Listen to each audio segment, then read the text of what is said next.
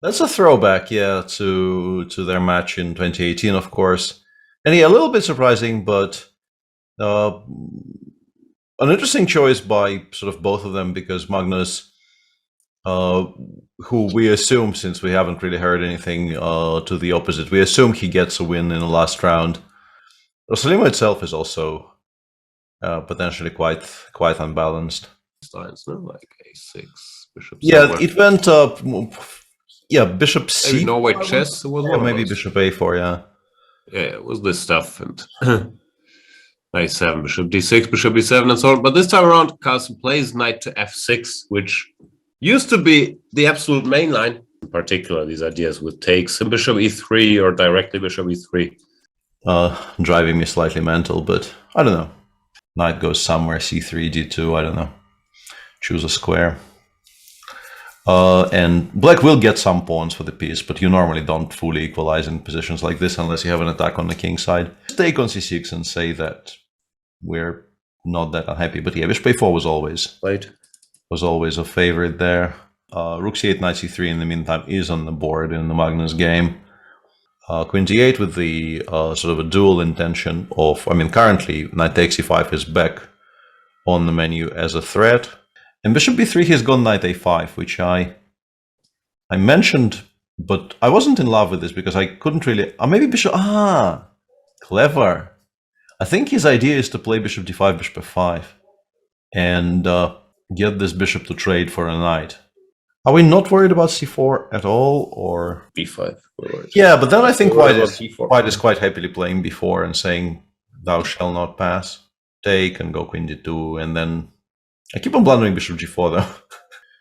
Okay. Bobby, so, yeah, Magnus still thinking. Yeah, okay, c1 played, and Magnus did not go for our a5 b5 plan, but for some queen b6 a5. But now you don't get a pass pawn, Magnus. I guess he might want to play for anywhere queen a6 and then maybe a4 or b5 a4. I think the major point was that by playing queen b6, he, as we see from Fabi's reaction, he lured the queen away from the king side, so he is very much shifting the focal point of the game towards center, queen side, and so on. So he no longer really has to worry about getting mated. Yeah, I'm not sure what the counterplay is. Yeah, I was going to say, create something of our own, but I don't know what the... It probably is some kind of queen a6 and b5, and then something on the queen side. But it's very slow. Rook c6 would be interesting, but the other rook is now kind of tied to the protection of the e7 pawn. Yeah, and also white could try being concrete, and c3, c4 is very much in that spirit. Magnus, what should Magnus do? Yeah, protect the pawn on d5, probably. I'm just wondering how exactly. Bishop c6 maybe to... Magnus has gone for the line you mentioned with d6, queen a6. Over the board, but I just, like, it would seem extremely weird to just sort of let him back in. Yeah, Magnus's game actually underwent a lot of changes because Fabi chose to hard stop b7, b5 at the cost of providing black with this really, really beautiful bishop on c6. And now there is a not insignificant passer on a4, which white cannot really attack all that easily. Fabi played rook fc1. This looks like a decisive result is still in the cards, right? I saw the engine like white earlier. Now it's shifting its allegiance. It's shifting, and also this is just a very tricky position to play for, I think, both of them. A blunder. I'm still not sure. Like, bishop takes f3 in general is probably not a great move. So, I don't know, rook a8 just on... he went rook c d8 instead. Feels like he... Yeah, I'm not sure what the rook is doing on d8, just sort of for future reference, putting it on a good square. I felt like putting it behind the passed pawn cannot really be a mistake, but with the knight vacating the f3 square, queen e2 becomes more of an option. I don't know if it's a good move, but you can definitely consider playing it, trying to get it to g4 faster. Okay, so he did play f3, and apparently rook takes d4 here is very strong, but... Yeah, I considered it, but it's not obvious that it's so strong, yeah. I mean, it's very playable. The bishop on c6 now is completely unchallengeable. This is very much trouble for white now. I don't even know if you're supposed to... like, I don't think black is forced to take on e5, at least not straight away. I think there's definitely an argument to be made for playing rook d8 first. The pawn on e5 appears to be a goner, and with 2 for the exchange and the bishop on c6 being such a monster, it's just not going to be fun for Fabi to defend. Yeah, in particular, if the... Hang on a second, what?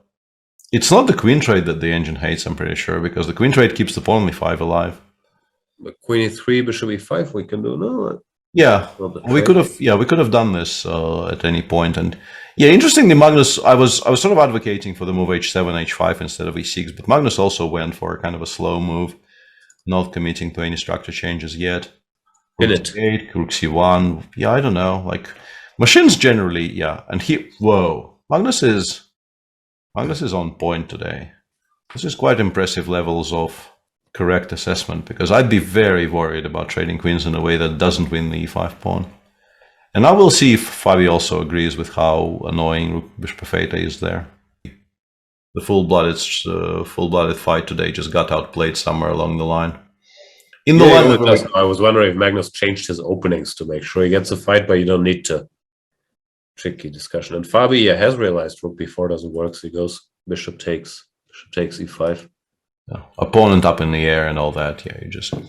No, you could have the debate for guys like Fabi, maybe if they, let's say Fabi wants to play the Catalan in the candidates, and I'm making up openings, and the Nimzo, whatever it is. To cover for today. Only Fabi MC. Mm. But he's rich in bishops. He is very rich in bishops, and yeah, he will now set up he had a beginnings of a kind of a passive bathtub, but the bathtub will... I'm actually surprised he hasn't played h5 yet. I think he very much, obviously Fabi Stop the bathtub. Yeah, Fabi is very much against the idea of setting up the bathtub and goes f3, f4 to be able to challenge it, but should be easy enough to defend against, right? You always kind of keep in mind that this exists and keep rook c7 in reserve. He goes e5, very direct. E5 anyway, yeah. He wants the king on e7, and sorry, on f7 and e6, and more diagonals for the bishops. Yeah. And yeah, what you're saying about e5, I absolutely agree with. I would probably start with king f7 at least to have king e6 already in this position, for instance. But Magnus is not bothered in the slightest, declining to participate in it so far. But who knows what the future holds? Rook f8, king e1 played. Rook f5. Obvious one probably being rook f4, rook e5, king f7, and preserving the pawn on a4. Just, yeah, black is just so winning here. More active pieces, extra outside passer, nothing really to discuss even. Good moves, in as much as you can make them. You just, if he's in the mood to lose on time that particular day, he will just lose on time regardless of what you do. He has done that once or twice in his career, but I think we're actually sort of watching the last throws here, because bishop h4 check is a very clever idea. I've been expecting this to happen. Provoking g3 is hugely beneficial for black because rook f3 becomes an option. It probably is a very strong option even immediately. Gh, rook takes a3 looks kind of bad, but you could also just play bishop g5 here, for instance, and play it later, like rook c3, bishop f6. The rook cannot really stay on the third, and then rook f3 lands, and game kind of starts looking even more lost than it is already. Yeah, expecting Magnus to win this very, very comfortably. Yeah, Fabi goes rook b1, but yeah, well, you kind of know how this movie ends. I guess he wants rook f3, bishop c1 maybe, but then Fabi is just so resilient until today. Yeah, kudos to Magnus. Played a fighting opening, was, I don't know, maybe slightly worse out of the opening, but it was always unbalanced. And yeah, just played better, which chat is saying Fabi not doing well because Rustam is not with him. But since Magnus is winning all by himself, there will be no tie breaks, right? Mm. But PH never really shirks from asking the important questions, whether transparency. Whether they're relevant for the tournament situation or anything at all or not. It's just important questions need to be asked. Yeah, always very pleasing to see him play well, because he continues playing basically the same chess that he was playing when I started playing against him, like in the mid-90s. Obviously an extremely strong player, but he wasn't really playing cycle events anymore. Yeah, Fabi did not resign, but Willst du he vielleicht will Zetkin? not save the game. Yeah, just start bringing the king in. Papa, A somewhat serious question. I don't know what your answer is. He finally has played king f7. Gotta try. Rook f2 has been played. Yeah, How? and you can, What do you can do play with more Magnus? passers by playing rook f3 here. Apparently, that's not even required, but it sounds like a move that wins on the spot. Not anymore, does it? Not anymore, yeah, but I really, really liked how, it just goes wall to wall. One of my children suddenly realized that he can use chess because he needed physical education marks to progress. And apparently chess counts as physical education. So he suddenly started taking chess lessons in uni just to get grades for PE. So What do you yeah, prefer, Peter? Batman or Spider-Man? We're having a debate here. Yeah. Magnus won. Hooray. Quite a dominant display by the world champion. Great judgment. Great technique.